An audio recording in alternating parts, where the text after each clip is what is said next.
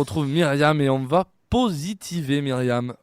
Oui, et on va garder le lien de la question du jour. Tu m'as demandé tout à l'heure qu'est-ce que je, Quelle leçon qu'est-ce que je, tirerons-nous du confinement? quelle leçon on va tirer du confinement? Donc j'ai répondu sur des petits détails, mais c'est vrai qu'on pourrait se poser la question pour pour tout le monde en fait.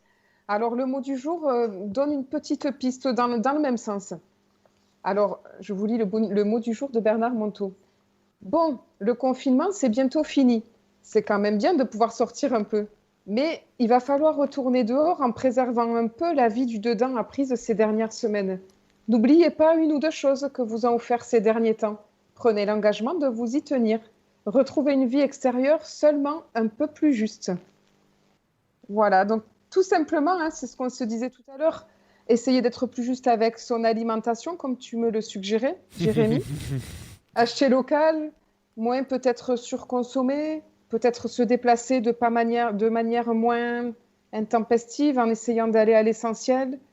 Et voilà, dans tous les secteurs de sa vie, essayer d'être un petit peu plus juste. Ouais, il y a plein de choses à améliorer et je pense que le confinement nous a aidés à trouver des pistes justement, Myriam.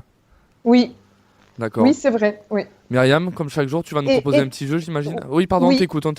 oui, dans la solidarité justement aussi, qui est vraiment essentielle et C'est qu'il clair. faut qu'on prépare et qu'on renforce parce qu'il y aura peut-être on parle de la deuxième vague de virus, mais il y aura peut-être une vague de crise économique qui va suivre cette période un petit peu de retrait de tout. Ouais, Et donc, on aura encore plus besoin d'être solidaires c'est les uns clair. les autres. C'est clair. Myriam, un petit exercice pour aujourd'hui. Est-ce que j'ai le choix aujourd'hui ou c'est imposé par Madame Myriam?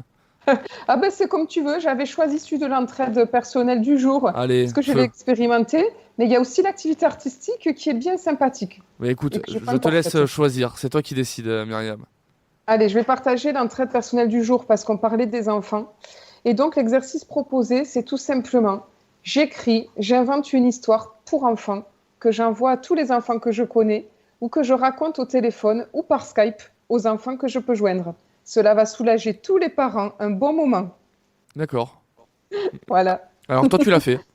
Ça tombe très bien. Et je l'ai fait mais de manière inattendue pour mon neveu, Comment tu puisque t'y es prise? Dis-nous. ma sœur me l'a réclamé. Alors, elle m'a dit, écoute, si t'as pas le temps d'écrire, tu en cherches une.